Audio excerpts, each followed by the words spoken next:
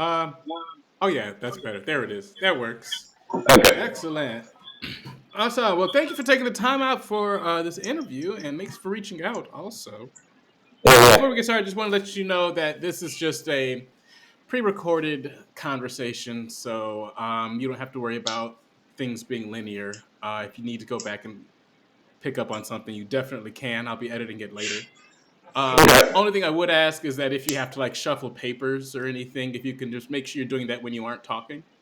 Sure. And again, that's just so that we can make sure that everyone's able to hear everything that you're sharing with us. So, basically, based on an outline, I'm just going to ask you some preliminary questions that fit into the series that I'm talking about, which is the art of living. Hmm. And then I did want to talk about your travel book from a foodie perspective. So Hmm. I'll ask a bit some foodie questions, and then get you to finish us off with telling us more details about your book.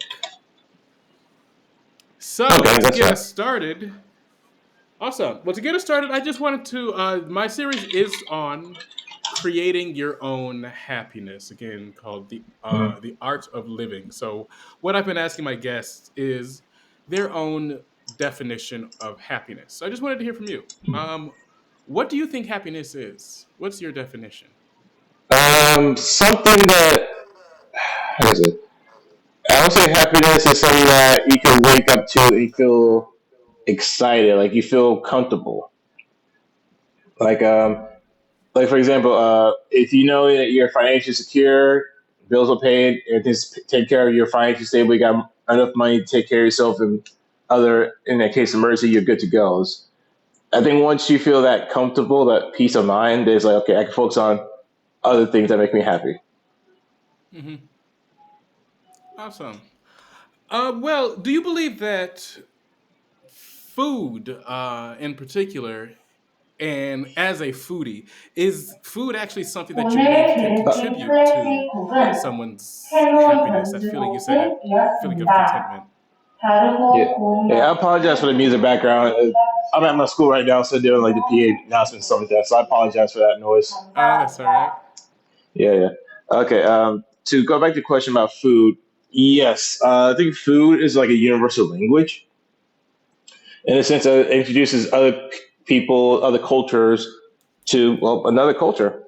Um, I use, for example, when I'm doing my teaching classes, I'll use pictures of food from other countries to show my kids. I'm in South Korea. I teach English in South Korea, and it allows the kids to show them, hey, there's other cultures out there besides Korea. There's other great foods that you should definitely want to check out and try in the future. Awesome. So, how did you? I understand you ended up teaching English in South Korea. You went out there in Hmm. 2016. Can you tell us a little That's bit right. of what made you pick South Korea in particular? Well, I was actually when came across the idea of back in my last semester of university in 2015. I came across the idea about teaching English over in South Korea. And at first, I thought, okay, why not Japan or China? It's like the other two countries. But I pretty much settled on South Korea because it's like one of the most well-known countries for teaching English.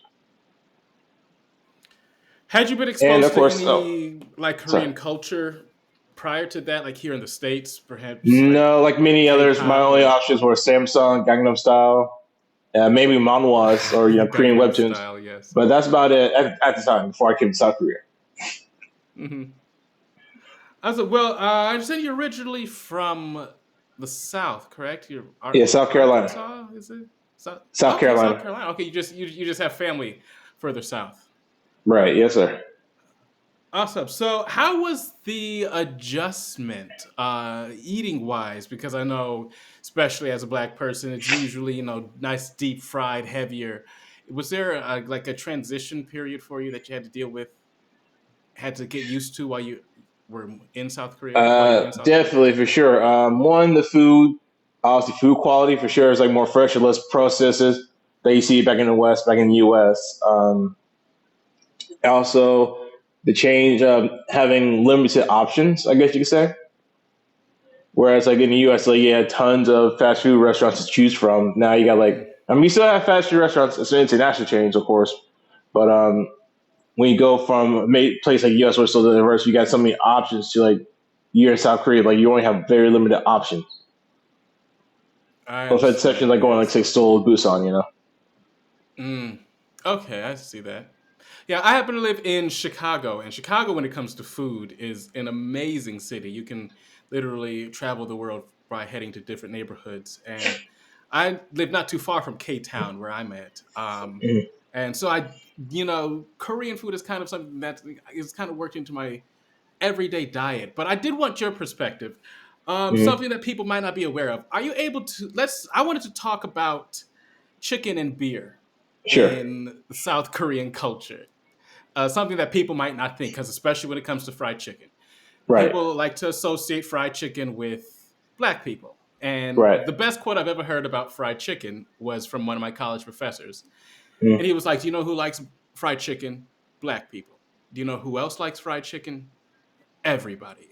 So I Yeah. just wanted to get your perspective on how is chicken and beer tied into Korean culture. Oh, it's heavily tied. Now, for those who don't know, actually, African American soldiers during the Korean War kind of introduced Koreans to fried chicken because apparently fried chicken, like Suddenly Sun style, like what that we know, wasn't always historically been a thing here in the Korean Peninsula. It was until Really? like around, I think, like the Asian crash in the late '70s and '80s.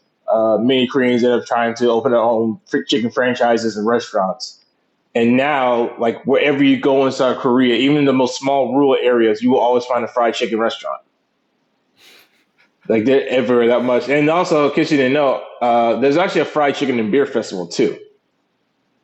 Oh yes, the what is Yeah. it? The The Daegu Chime Chimik Festival. Festival? Yes, that's what it's called. Yes, the Chime Festival. Awesome. Hey, have you been there? Yes, so first, I've been living in South Korea since 2016. I didn't even know about this festival until 2019. That's how late I was. Oh wow. And what type of things are at this festival? Is it just fried chicken and beer? You got fried chicken, you got other Korean traditional snacks and dishes. It's a music festival too, of course. And of course, it's located Nice. in Duryu Park, which is actually across the street from the amusement park eWorld too. So you can, so if your compatriots, you can spend the day at the amusement park across the street, and then like in the evening, go get some fried chicken. All right. Excellent. Now, you're an avid traveler. I know you've written a book about Daegu specifically. Mhm. Before we start talking about that, and before that, you wrote a book about Incheon. Before we talk about Mhm. that, I just want to talk about how you've traveled a bit outside of Korea as well, and Right. you mentioned a time in which you were in Taipei and had some Yes. fried noodles. Yes. Uh, yeah. Do you remember that experience? And are you Yeah. able It to share was a little like bit about how that affected you? well, I was walking around the night market, and then I came across this old man's like noodle stand.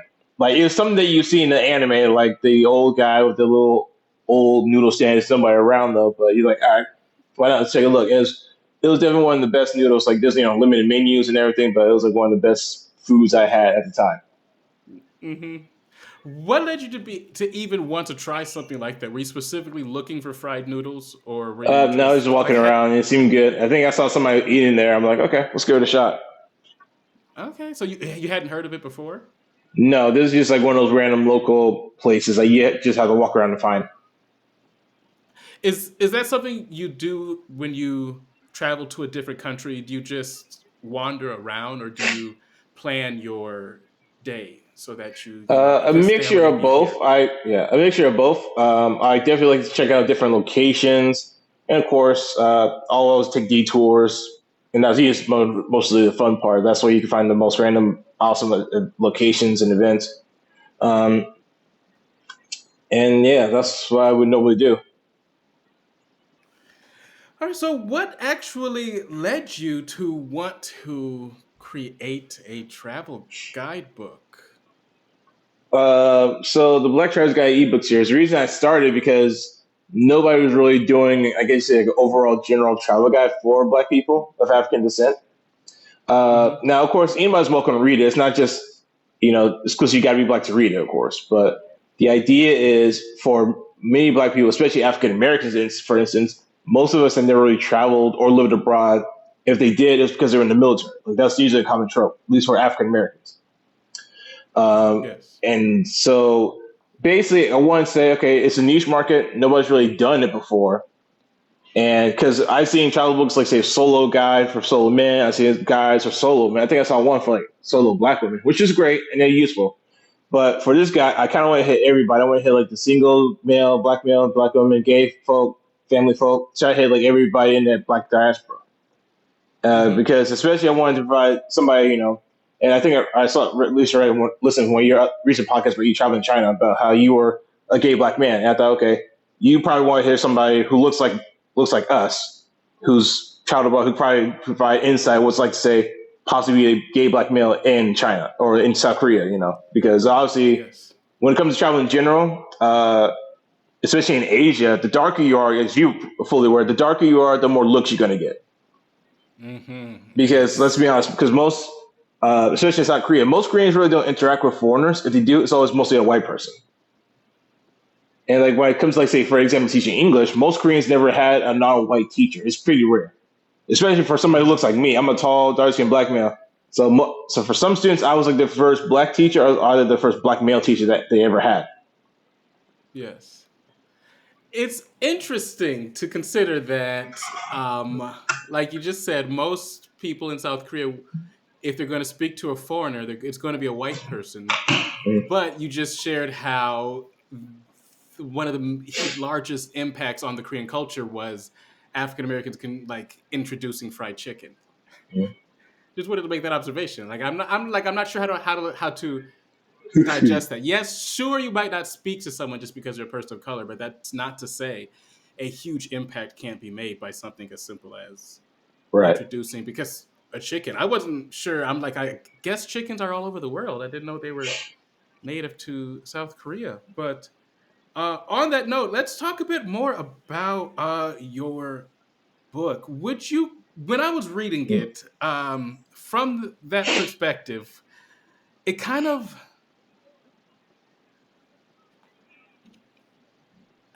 I don't know how to dance around this question. Basically, it made me think of like a green book for Yeah, South I got that Korea, before. for It's okay. lack I of a got better that. word.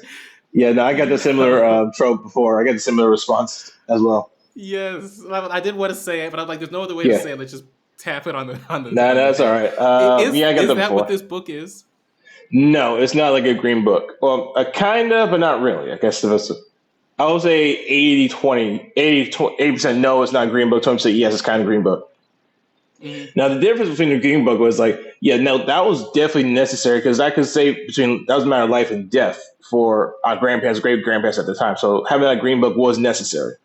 Whereas ours is like, this one is like, okay, you don't really need it. It's just something to just pick up and read. Like your any typical travel book you can find online on it, on the Google Play books and stuff like that. Alrighty. And of course, Now, you probably sorry. noticed, Go ahead. I wrote in the book about how, as a black person, you will get stared at mostly because it's just, I keep hitting the point that it's all because curiosity.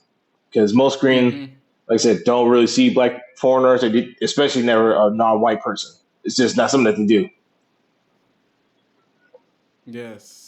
Yeah, and actually, hearing one of your other interviews, it gave me a little bit of perspective because, again, being stared at usually has a different definition here in the States. Yeah. And when you start looking at it as like pure curiosity, like, oh, who are they? Where are they from? Just Mm. those, innocent, curious questions. It's easier to kind of change your perspective on it and Right. make yourself more open to traveling. Um, on the cover of your first book, you did Mm. have someone writing public transportation, and of course, you Yeah. wanted to highlight the people would be staring. There was a baby reaching for the hair. On your second book about Daegu, you actually have people at a food stall. Is there a particular is there a different message that you were trying to portray on the cover of your second book as is different from your first I one? guess so. What I wanted to do since I was in Daegu, South Korea, the three different black folk represent like the first black male who's an army guy, this army base in Daegu, so it represents the American. Second guy was a Canadian brother, so he was like kind of like the ESL teacher, and the Jamaican girl represents other African black African travelers. So I just wanted to Hmm. show like a group of black people just hanging out at a food stall at one of the marketplaces, eating some great food. Is okay. So yeah, I feel as though is food central to like socializing in Daegu in particular, or is that a Oh, Korean just thing? South Korean whole as food culture, drinking culture is massive over here. It's very common for Koreans, to get socialized with beer or going out to get samgyeopsal or other Korean type of foods. Actually, it's very common for Koreans like to do the thing called we'll call marting. Like people will just buy a bunch of food or drinks and beer from the convenience store and sit at the convenience store and just chip and just eat snacks and drink all into the night. Okay, awesome. All right. And that was Well, pre-COVID, of so course. okay, so okay, well, so has that changed? How has the food scene changed since COVID then? If it A is lot, very of much in course. socialism. Of course. Unfortunately, many restaurants, due to restrictions, a lot of restaurants went out of business for good. Of course, night markets. I don't think they're really as active. It's really hard to say because COVID. This is from 2020 up to the time of recording, of course. So a lot of things Hmm. have changed. Now, each city, most cities have their own night markets, and they all, each city has their own different rules and regulations. Say, okay, now you can do a night market, but at a limited time, or we're just not doing night markets at all. At all. So it's hard to say which place is a good place, to check out the night markets because again, I don't know who's going to be open or when. Talking about the night markets, I actually have to be a fan of K drama, so that's kind of my Yeah, window into South Korea. And I have a couple of cities on my list that I'm going to be what do you want visiting, to and check of out? I'm course, it's the curious. typical ones. It's You can see how cliched, of this is course, cool. Busan and Seoul. True, true. But I'd have to find my phone to get actual specific. But it's just little cities that I've seen in shows. But one thing that I see a lot, and I think you're talking about the night market, is that the food stalls where they just have the tents up at night. You just eat outside. Uh, I believe so. It's hard to say because each city is different. Mm-hmm. If I recall, some night market didn't have a tent. I think Chilco Market probably did had a tent. It's been a while since I've been over there, so I can't really say because again, everything's changing because of the pandemic. So it's really hard Mm-hmm. to say which ones who's doing what because again, a lot of things changes. Other cities, I highly recommend if you get a chance, you definitely want to check out Andong and check it. I also say Gyeongju is a great city to visit. And I would definitely suggest check out the southwest part of South Korea because that's very underrated. I'm going there very soon. I'm heading to Jeonju pretty soon too. So definitely want to check out Southwest because the Jeollamdo province is considered very underrated and it looks very underrated. So that's something Mm-hmm. I'm going to be writing about very soon. Excellent. Definitely. I've written those down for sure. So one thing I did hear is that this um, before we talk about your book, Mm, this movement into brick and mortar establishments, especially since COVID, and I mm, know a lot of eating is like you said, it's socialized. It's like hanging out at stores or it's hanging out at food stalls.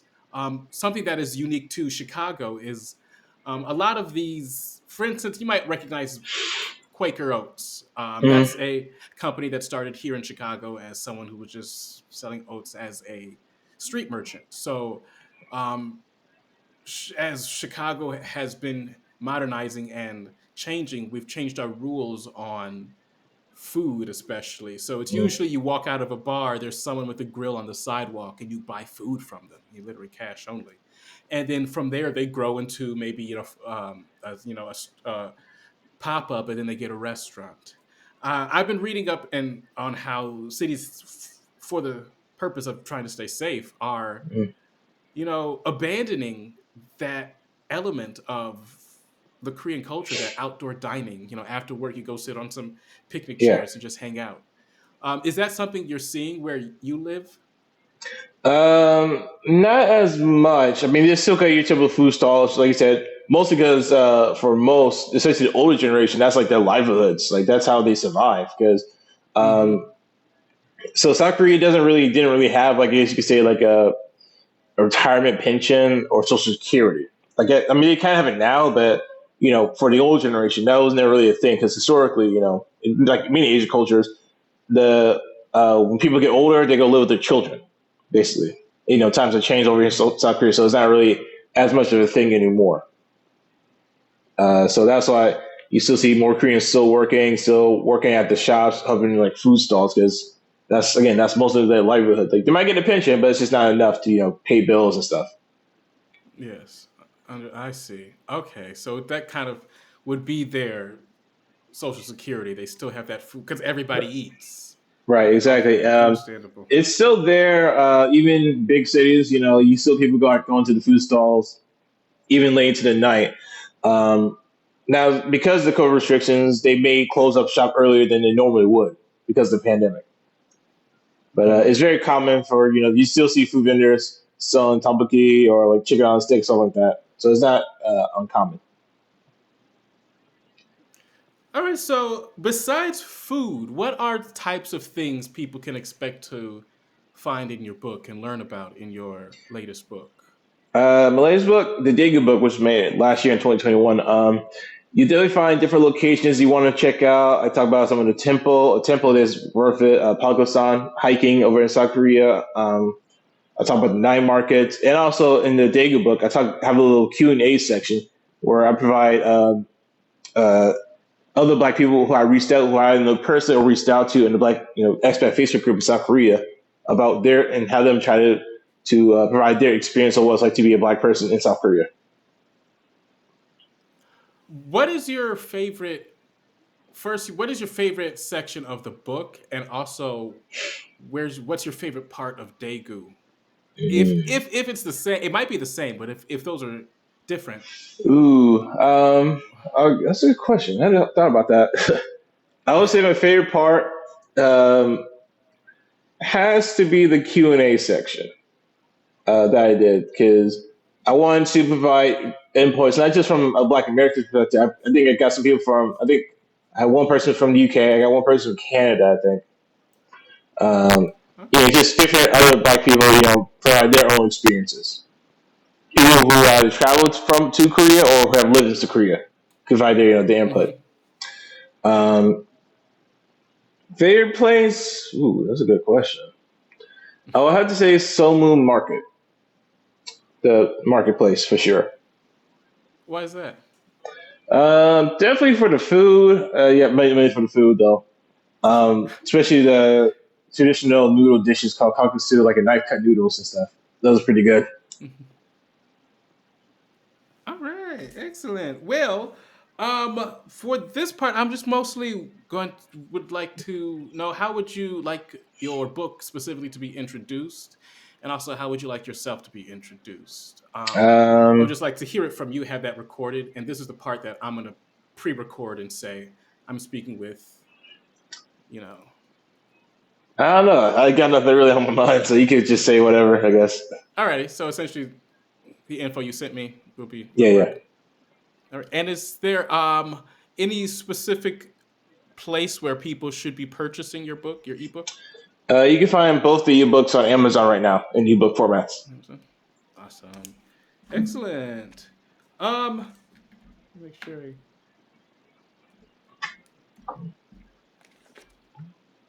Yeah, were there any last comments you wanted to leave about either yourself, your website, or either of your books? Maybe you have a newer book you're working on. Yeah, so I'm actually working on another book called The Black Traveler's Guide to South Korea, but that won't be ready for quite some time. I'm not sure. Even I'm not sure when it's gonna be ready because I'm tackling the Okay, but country of South it Korea. is something you're working on. Yes, but Will of you be course, like sharing some nuggets on social media so that people can yeah, follow you definitely. there? Well, not for now because I'm going on hiatus for a while on social media in general. Uh, All right then. yeah, so I just need to take a break from making content and stuff. But you can definitely you can see my stories on Instagram and TikToks too. You can see it up to until I go on break. But yeah, Excellent. Awesome. Well, I'll definitely have links for those available in the description section as well for the show. But okay. uh thank you for your time and thank you again for reaching out.